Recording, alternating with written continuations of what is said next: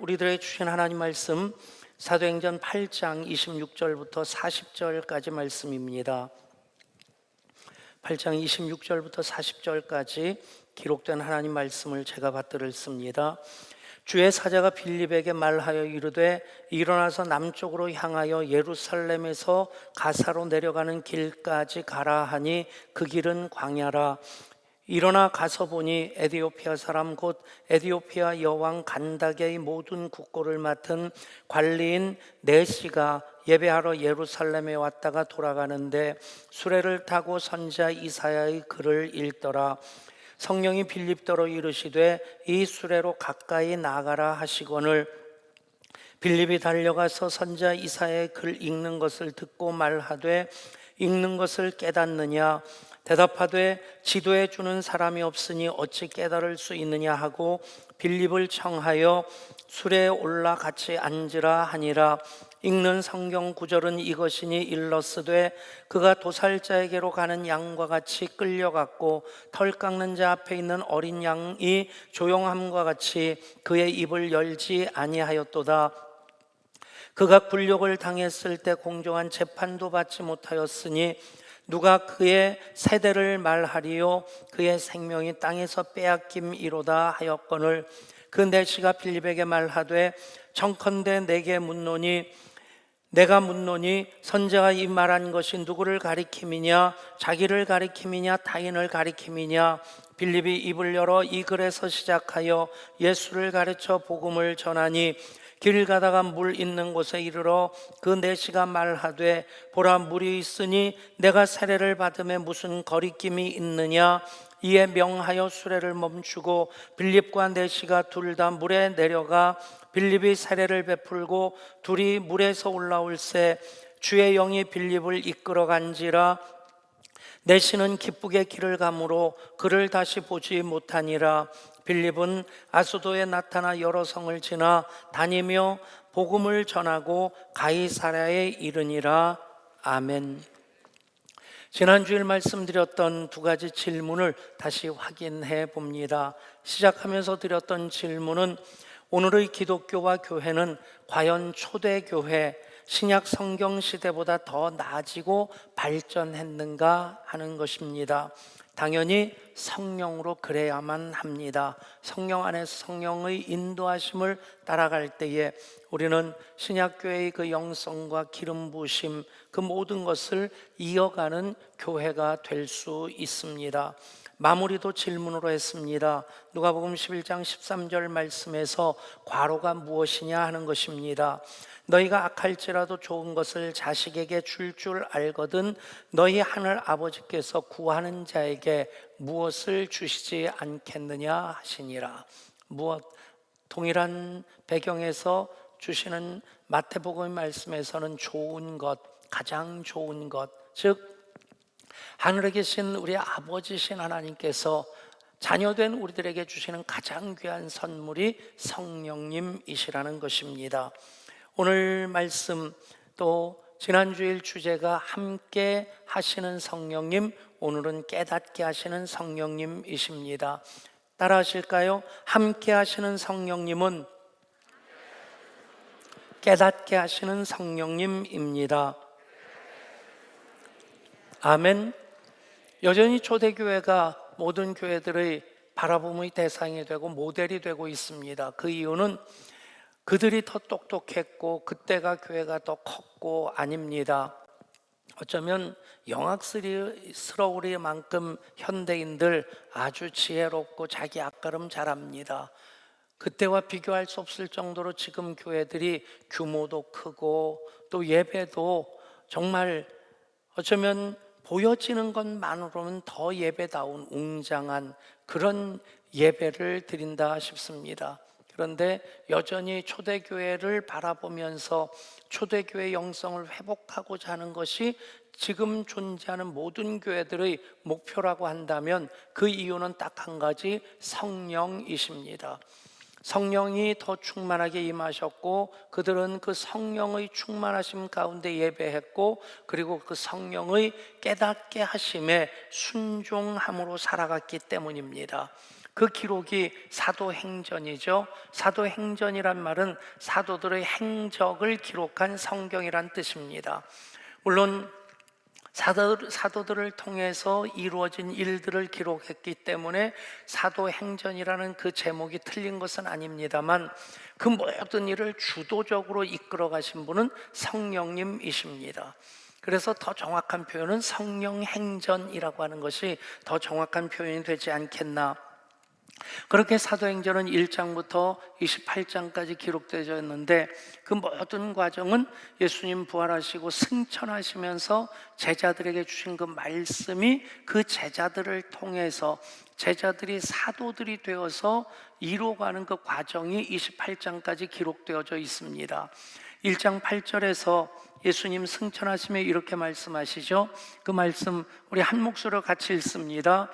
오직 성령이 너에게 임하시면 너희가 권능을 받고 예루살렘과 온 유대와 사마리아와 땅 끝까지 이르러 내 증인이 되리라 하시니라.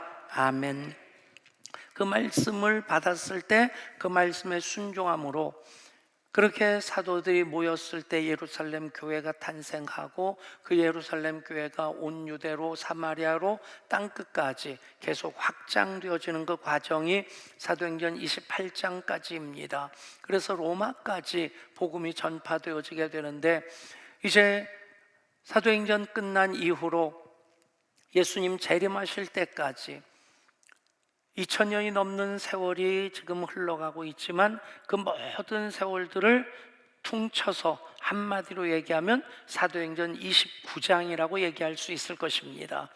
사도행전 29장을 우리가 기록하고 있습니다. 예향교회 22년 역사도 거기에 담겨져 있고, 우리의 예배도, 우리의 사역도, 비전도 거기에 다 담겨져 있게 됩니다. 우리가 함께 사도행전 29장을 써내려가는 것, 우리의 삶의 이유와 목적이 될 때 그것이 하나님께 영광이 되고 우리 이 땅에서 받아 누리는 복이 더 커지게 될 줄 믿습니다. 사도행전, 그렇게 성령의 인도하심 따라 순종함으로 행했던 사도들의 행적입니다. 8장에서 큰 박해가 스데반의 일로 인해서 일어났다는 말씀이 있습니다. 그리고 7장 보면 스데반이 설교를 했고 그 일 때문에 순교를 당하게 됩니다. 어떤 교회에서 목사님이 예배 마치고 이제 교인들하고 인사하는데, 집사님 한 분이 다가오더니 슬쩍 얘기 한마디 하더랍니다. 목사님, 스데반이 왜 죽었는지 아세요? 왜 죽었는데요? 설교를 길게 해서 죽었대요. 7장을 읽어보면 진짜 긴 설교입니다. 그리고 끝까지 다 듣지도 않고 열받아서 중간에서 죽였어요. 목사님이라고 지겠습니까? 그래서 집사님, 내가 하는 건 다른 이유인 줄 알고 있는데요. 무슨 이유인데요? 집사가 설교해서 죽은 겁니다. 그랬대요. 여러분, 그것 가지고 교회에서 시비거리가 되고 논쟁을 한다면 방향을 잃게 됩니다. 그 모든 과정 속에서 성령님이 역사하시고 그 성령님 인도하심에 초대교회는 스데반도 순종했기에 순교한 것이고, 순교한 것으로 인해서 큰 박해가 일어납니다. 8장 1절부터 3절입니다. 사울은 그가 죽임당함을 마땅히 여기더라. 그날에 예루살렘에 있는 교회에 큰 박해가 있어 사도 외에는 다 유대와 사마리아 모든 땅으로 흩어지니라. 경건한 사람들이 스데반을 장사하고 위하여 크게 울더라. 사울이 교회를 잔멸할새 각 집에 들어가 남녀를 끌어다가 옥에 넘기니라. 스데반으로 죽인 것, 스데반 죽인 것으로 끝내질 않습니다. 그것을 빌미로 교회를 잔멸하려고 합니다. 차근차근 밟아서 아예 그냥 뭉개버리려고 하는 겁니다. 그 일로 큰 박해가 일어났습니다. 사울과 대적자들은 속 시원하겠지만 박해를 받은 사람들은 사도와 선자들을 제외하고는 그곳을 떠나게 됩니다. 이제 그 떠난 사람들, 어쩌면 당장은 목숨을 부지하기 위해서 떠난 것 같습니다. 그런데 그 다음에 4절 말씀은 이렇게 기록됩니다. 그 흩어진 사람들이 두루 다니며 복음의 말씀을 전할세. 당장은 박해를 피해서 살기 위해서 흩어졌지만 흩어진 사람들은 그냥 도망간 것이 아니었습니다. 흩어진 그곳에서 복음의 말씀을 전했습니다. 여러분, 이것이 생명의 성령의 역사입니다. 생명이 있으면 반드시 생명의 꿈틀거리는 역사가 있게 마련입니다. 성령이 우리 가운데 살아 움직이시는 것을 경험한다면 우리의 신앙 또한 살아서 꿈틀거리게 됩니다. 그것은 그 어떤 난관과 역경도 박해도 이겨낼 수 있는 힘이 됩니다. 어떤 생명이든지 탄생하는 과정 속에서는 역경과 난관이 있습니다. 그 역경과 난관을 통과하지 않고서는 생명이 생명될 수 없습니다. 보십시오. 누에고치를 터뜨리고 이제 애벌레가 누에고치를 만들고 애벌레가 누에고치를 터치고 나와야지 나비가 됩니다. 여러분, 육안으로 봐서는 애벌레가 나비가 되어서 나온 고치인지 아니면 그대로 있는 것이 확인하기 어렵습니다. 정말 작은 바늘구멍 하나 같은 것, 물론 그것을 벌리고 나오긴 하지만 그 나오는 과정이 얼마나 힘겹겠습니까? 나오지 못하면 죽습니다. 그런데 이 양잠을 하는 분들이 그런 안타까운 마음을 가지고 나오지 못하는 고치들을 가위로 잘라주는 겁니다. 그러면 쉽게 나올 수 있는데 그 나방들은 나온 다음에 날지를 못합니다. 여러분, 생명이 탄생하는 과정, 아이들도 마찬가지 아닙니까? 그 과정이 있기 때문에 이 아이들이 나름대로 면역력도 갖게 되고 사회에 적응할 수 있는 삶을 살아갈 힘을 얻게 되는 겁니다. 여러분, 생명은 어떤 난관이든 역경이든 이겨내는 힘인 것을 믿으시기를 바랍니다. 아무리 작은 피라미 같은 물고기도 살아있으면 물을 거슬러 올라갑니다. 그러면 죽은 다음에는 아무리 큰 연어라 할지라도 그냥 물에 떠내려갈 뿐입니다. 성령의 생명이 우리 속에 있으면 환경이 어떠하든 그 역경과 난관을 우리는 이기면서 생명의 역사를 이룰 수 있고, 성령의 생명이 없으면 아무리 교회가 번듯하게 큰 건물 짓고 많은 사람들이 모여있다 할지라도 그 안에 생명의 역사를 이룰 수 없게 됩니다. 어쩌면 요즘 교회와 초대교회가 비춰지는 모습으로는 비슷할 수도 있겠다. 그런데 어떤 것이 근본적으로 다릅니까? 요즘은 교회들이 기가 죽어 있습니다. 교인들이 자라모가지처럼 쏙 들어가 있습니다. 내가 예수 믿는다고 예양교회 다닌다고 하는 얘기 하는 것을 굉장히 조심스러워합니다. 여러분, 초대교회는 지금과 비교할 수 없을 정도로 그 많은 박해를 받았음에도 그들은 흩어져서일지라도 두루 다니며 복음의 말씀을 전했습니다. 그 중에 한 사람이 오늘 주인공으로 등장하는 빌립 집사입니다. 그 빌립을 움직여 가시는 분이 바로 성령님이십니다. 성령님이 어떤 일을 하십니까? 깨닫게 하시는 일을 하십니다.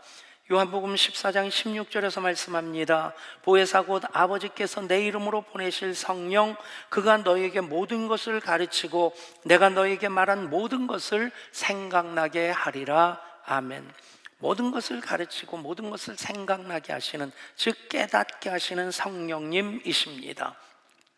무엇을 가르치십니까? 무엇에 대해서 생각나게 하십니까?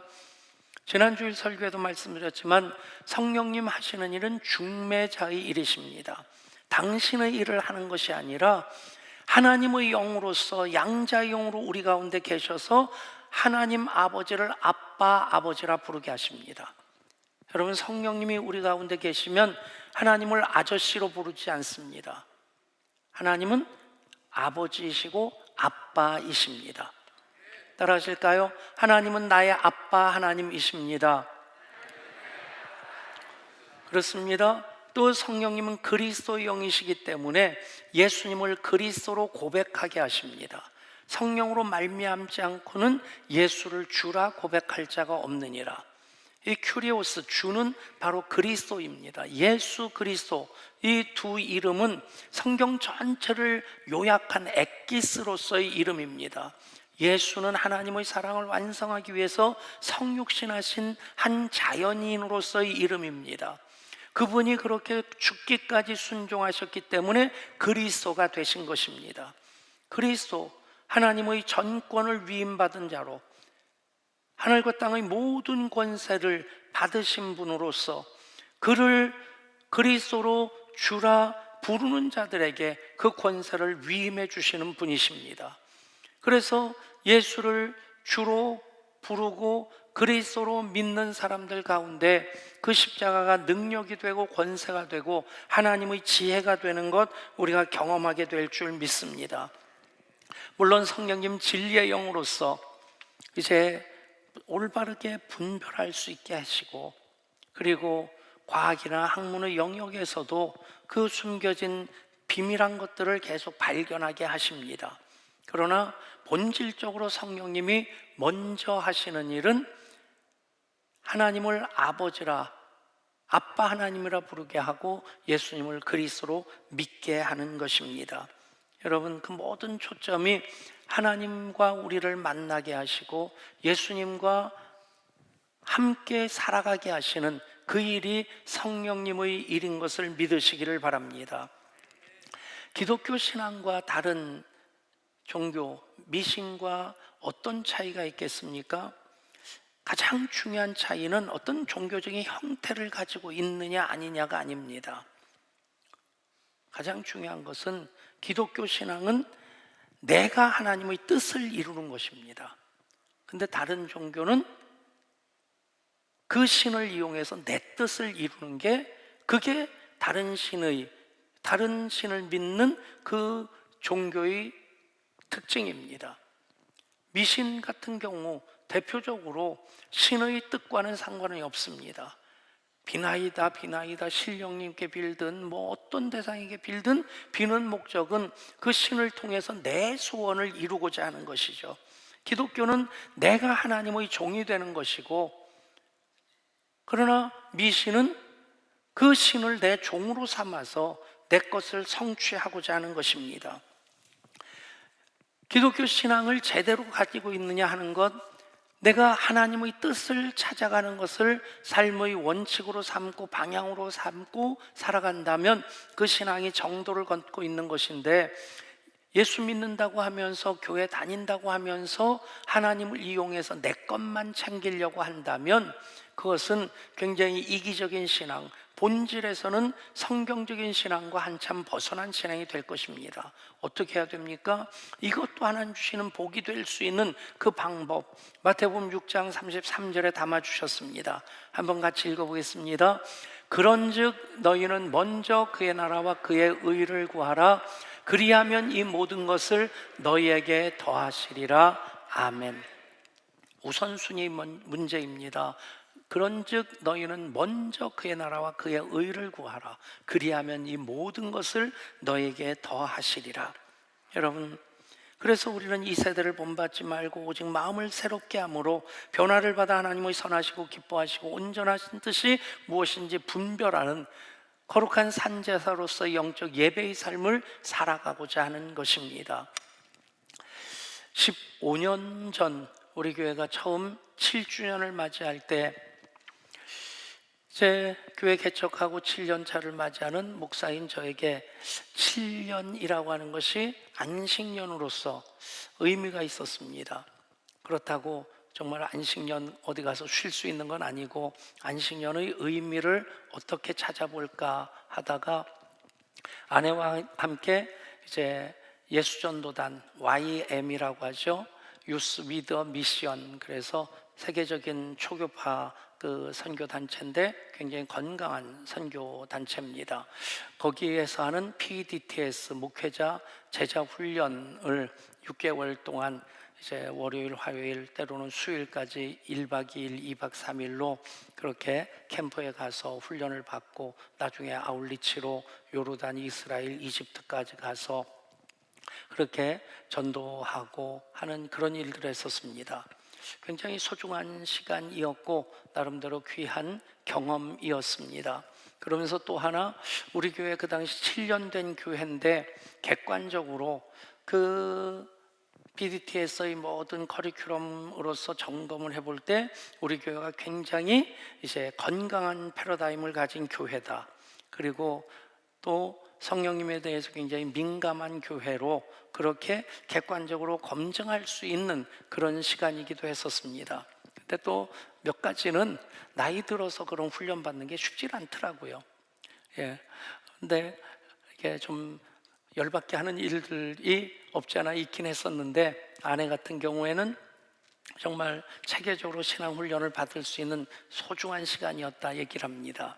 그 훈련을 받으면서 가장 많이 들었던 표현이 뭐냐면 하나님 음성을 듣는 법이었습니다. 그것에 대해서 강의도 하고 기도하면서 하나님 음성을 듣는 훈련도 하고, 그리고 또 아울리치 가는데 어디로 가야 되느냐, 무슨 일을 해야 되느냐, 그것에 대해서 같이 기도하고 하나님 음성을 듣는 훈련도 해보고. 근데 참 소중한 시간인데, 예, 저는 목사고 거기서는 이제 한 선교 단체에서 그 일을 하는데 제가 조금 더 수준이 높다는 생각이 들었어요. 여기는 좀 폭넓게 전체적인 면에서 보는 것이 아니라 훈련이라고 하는 것을 강조해서 그렇긴 하겠지만 좀 좁게 하나님 음성을 듣는 것을 많이 좀 제한한다는 생각이 들었습니다. 그래서 시행착오를 의도적으로 겪게 하는 것 같다는 생각이 들기도 했는데, 그래서 여러 가지 좀 실수도 하게 만드는 하는 것들을 이게 경험을 했었습니다. 근데 하나님 음성을 듣는 법, 어떤 이들은 굉장히 낯설어 합니다. 누구는 하나님 음성을 듣는다고 하는데 나는 평생 한번 들어보지도 못했는데 그럼 나는 짝퉁인가? 여러분, 찰스 스탠리 목사님이 하나님 음성을 듣는 법 7가지를 얘기합니다. 아주 정확하게 잘 정리해 주셨는데, 첫 번째, 성경을 읽고 묵상할 때 성령을 통해 말씀하십니다. 두 번째, 설교 시간이나 말씀을 묵상할 때 깨닫게 하심으로 말씀하십니다. 세 번째, 성경적인 방법으로 누군가를 섬기도록 생각나게 하심으로 말씀하시고, 네 번째, 마음과 생각의 성경으로 교훈과 책망과 바르게 함과 의로 교육해 주심으로 말씀하십니다. 다섯 번째, 마음의 감동과 소원과 부담을 통해 말씀하시고, 여섯 번째, 하나님의 사람들의 권면을 통해서 말씀하십니다. 일곱 번째, 여러 문제와 고난과 환경을 통해서 말씀하십니다. 더 정확하게, 더 간단하게, 우리가 알파 42기를 하고 있는데 알파를 하게 됐고 지금까지 지속하고 있다는 것, 하나님께서 주신 귀한 선물이고, 또 우리 교회가 건강한 교회 패러다임을 가진 교회라고 하는 객관적인 또 하나의 증거가 된다 생각합니다. 그 알파 6번째 토크가 하나님은 어떻게 우리를 인도하시는가 하는 것입니다. 어떻게 우리에게 말씀하시는가 하는 것인데 5가지를 얘기를 합니다. 첫 번째, 성경 말씀을 통한 인도. 두 번째, 성령을 통한 인도. 세 번째, 상식을 통한 인도. 네 번째, 성도들의 조언을 통한 인도. 다섯 번째, 환경을 통한 인도. 여러분, 여기까지 얘기되면 하나님의 음성을 듣는 것은 어떤 특정한 사람들이 듣는 게 아닙니다. 모든 은혜를 받는 사람들, 성령의 감동을 받는 사람들은 다 하나님 말씀을 듣는 사람들입니다. 아멘.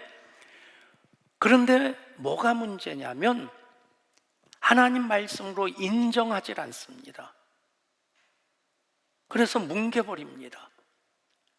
하나님 분명히 말씀하시는데 내가 하나님 말씀으로 인정하지 않으니까, 뭉개버리고 제쳐버리니까 그 뜻이 나에게 안 이루어지는 겁니다. 그 뜻이 이루어지기 위해서 우리가 해야 될 것이 무엇이냐? 순종입니다. 성령님은 함께 하시고 깨닫게 하시는 분이신데, 함께 하심으로 깨닫게 하시는 성령님 앞에서의 우리의 태도는 무엇이냐? 순종입니다. 따라할까요? 깨닫게 하시는 성령님 앞에서 우리는 순종해야 합니다. 아멘. 바로 빌립이 순종할 때 성령님께서 일하고자 하셨던 그 일, 생명의 성령의 역사가 이루어지게 됩니다. 빌립의 순종은 어떤 것입니까? 어떻게 순종했습니까? 26절입니다. 주의 사자가 빌립에게 말하여 이르되 일어나서 남쪽으로 향하여 예루살렘에서 가사로 내려가는 길까지 가라 하니 그 길은 광야라. 여러분, 지금 어디에 있을 때, 무슨 일 할 때 지금 성령님이 이 말씀하십니까? 여러분, 4절에서는 그 흩어진 사람들이 두루 다니며 말씀을 전했습니다. 그리고 5절부터 8절까지 말씀 읽습니다. 빌립이 사마리아 성에 내려가 그리스도를 백성에게 전파하니 무리가 빌립의 말도 듣고 행하는 표적도 보고 한 마음으로 그가 하는 말을 따르더라. 많은 사람에게 붙었던 더러운 귀신들이 크게 소리를 지르며 나가고 또 많은 중풍병자와 못 걷는 사람이 나으니 그 성에 큰 기쁨이 있더라. 아멘. 흩어진 사람들 중에서 빌립 집사도 사마리아 성에 들어가서 복음을 전한 겁니다. 두루다니며 말씀을 증거했을 때 어떤 일이 일어납니까? 더러운 귀신이 소리 지르고 떠나고 많은 중풍병자와 못 걷는 사람들이 낫고 그 성 사마리아 성에 큰 기쁨이 있었는데 그때 성령님이 가사로 가라. 거기는 광야다. 여러분, 지금 잘 되고 있습니다. 하나님의 일을 하고 있어요. 그런데 광야로 가라는 겁니다. 여러분, 그래서 오늘 본문의 역사가 이루어지는데 예루살렘에 올라와서 예배드리고 내려가던 에디오피아 여왕 간다게의 국고를 맡은 그 내시입니다. 내시인데 우리나라로 얘기하면 재무부 장관급의, 미국으로 얘기하면 연방준비은행 그런 이사장 같은 그런 끝발이는 사람입니다. 그가 올라왔다가 내려가면서 수레에서 계속 성경을 읽고 있어요. 여러분, 성경이 지금 우리처럼 이렇게 책처럼 돼 있어서 아무데나 펼쳐서 내가 원하는 곳을 찾아서 읽어볼 수 있는 성경이 아닙니다. 옛날은 두루마리로 돼 있어요. 그 두루마리로 되어 있기 때문에 성경의 부피도 엄청나고, 그래서 내시도 그 성경을 에디오피아에서 가지고 올라왔다가 가지고 내려가는지 아니면 예루살렘에서 방문 기념으로 두루마리 성경을 사가지고 가면서 읽었는지는 모르겠지만 모든 성경을 다 가지고 다닐 수도 없거니와, 그리고 이 성경은 아무데나 내가 펼쳐볼 수 있는 게 아니라 두루마리를 이쪽에선 말고 이쪽에선 펴면서 쭉 읽어야 되는 겁니다. 여러분, 여기서 중요한 것은 타이밍입니다. 그때 성령님이 빌립으로 하여금 그 내시를 만나게 하셨고, 그때 내시는 이사야서를 읽고 있었는데 두루마기 성경을 쭉 읽어가는 과정 속에서 이사야 53장을 읽고 있었습니다. 고난받는 종, 읽는 것을 깨닫습니까? 가르쳐주는 사람이 없는데 내가 어떻게 깨닫습니까? 그러면서 질문하는데, 이 사람이 선지자 자기 자신을 가리키는 겁니까? 아니면 다른 사람에 대한 얘기입니까? 그때 당연하죠. 예수님 십자가가 여기 담겨져 있습니다. 이 말씀으로부터 시작해서 그리스도에 대해서, 그리스도의 십자가에 대해서 증거를 하는 겁니다. 그래서 내시가 예수를 믿고 세례를 받습니다. 이 일이 어떻게 이어집니까? 솔로몬을 찾아왔던 스바 여왕이 그냥 왔다 간 게 아니었더라고요. 왔다 간 다음에 애가 태어났어요. 그 솔로몬과 스바 여왕 사이에서 태어난 그 아들이 에디오피아의 초대 황제입니다. 그래서 구약교회가 세워진 거예요. 그런데 이 내시로 인해서 이제는 신약교회가 그곳에 회복되어지게 되는 것입니다. 여러분, 순종은 타이밍입니다. 그때 감동하시는 말씀에 순종하지 않았다면 이 일은 일어날 수 없었습니다. 순종하며 갈 때 마침 그 시간에 이사야 53장을 읽고 있었고, 그래서 그리스도에 대해서 궁금한 마음을 가지고 있었던 그 내시가 예수님이 그리스도이심을 믿고 영접하게 됩니다.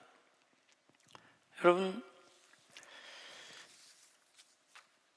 몇 년 전 김미진 간사를 모시고 우리가 재정 부흥회를 했었습니다. 세미나를 넘어서 부흥회라는 이름으로 유튜브에 올라간 제 설교는 조회수가 몇백 번인데 그 김미진 간사의 예향교회 재정 부흥회 조회수는 몇만 번이 넘더라고요. 우리 것이 좋은 것이요. 이럴 때 유튜버들은 꼭 그 얘기 하더라고요. 구독 꼭 눌러주시고 좋아요 눌러주시고.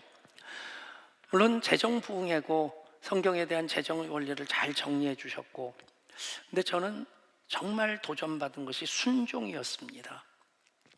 그 김미진 간사가 사업을 하다가 망해서 아주 작은 안경점을 일산에서 하고 있었고, 그 인천에서부터 대중교통으로 출퇴근할 때 사업도 망했고 거기서 거기까지 대중교통 타고 왔다 갔다 하는 게 힘들지 않겠어요?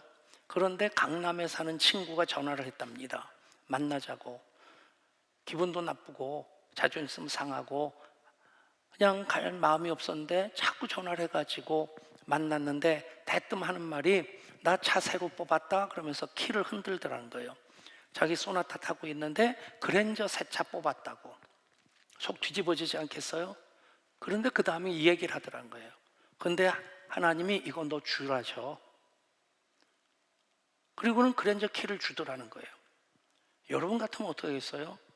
그랜저는 내가 타고 그냥 소나 타는 거니까 소 대신 네가 타라. 그럴 수 있을 것 같은데 새 차 그랜저를 뽑았는데 하나님이 이건 너 주라고 하셔. 그리고 준다는 거예요. 줬다는 거예요. 그리고 사업이 좀 잘 돼가지고 벤츠를 김미진 사장이 뽑았답니다. 근데 그 친구가 찾아오더니 그러더래요. 그 벤츠 나 줘. 그러더래요. 뭐 이딴 게 있나 싶은데 그 순간 성령님이 그래 줘라. 벤츠를 줬다는 거예요. 여러분, 순종이 힘입니다. 우리는 들으면서도 감동을 받으면서도 내가 그것을 또 판단해서 뭉갤 때가 많으니까, 뭉개버리니까, 귀를 닫아버리니까 성령의 역사가 이어지질 않습니다. 지난 금요일 날 김병길 목사님 금요성령 집회 인도하는데 뭐 초등학교 때는 도레미파솔까지 나고 라가 안 올라가가지고 그래서 뭐 혼났다고 하던가. 그런데 뭐 그냥 뭐 잘하는 찬양은 아니더라도 그냥 그럭저럭 열심히. 그리고 또 보기 좋은 것은 우리 일교구 식구들이 요 가운데 자리에 쫙 가지런히 앉아 있으니까 보기 좋더라고요. 근데 메시지 중에서 담임 목사가 하지 못할 메시지를 부목사님이 하더라고요. 전에 있던 교회에서 목사님이 교인들에게 도전을 줬는데, 여러분 정말 하나님 살아계심을 경험하기 원하신다면 수익의 소득의 10분의 1을 하지 마시고 매출의 10분의 1을 해보십시오. 딱 2명이 결단을 했다는 거예요. 몇 년 지나서 그 2분이 그대로 매출의 11조가 소득의 11조가 되더랍니다. 부목사님이 얘기했는데 담임 목사가 뭉개버릴 수는 없겠다. 그래서 오늘 제가 말씀드립니다. 단 몇 분이라도 여러분 이 말씀을 성령님이 주시는 말씀으로 받는다면 여러분 아멘하고 실천해 보십시오. 어떤 것이든 마찬가지입니다. 성령님은 깨닫게 하시는데 왜 듣지 못한다고 하느냐? 왜 아무 일도 안 일어나느냐? 내가 순종하지 않았기 때문입니다. 순종은 타이밍입니다. 성경을 읽으면서 묵상하면서 설교를 들으면서 찬양하면서 기도하면서 성도들과의 교제를 통해서 아니면 상식적으로 환경 속에서 하나님께서 주시는 말씀을 하나님의 음성으로 들었다면, 그것을 통해 성령님이 깨닫게 하셨다면 그때 내가 순종하면 성령의 생명의 역사가 우리에게 일어납니다. 기도하겠습니다. 하나님, 깨닫게 하시는 성령님, 계속해서 가르치시고 생각나게 하십니다. 이제 우리는 순종하게 하여 주옵소서.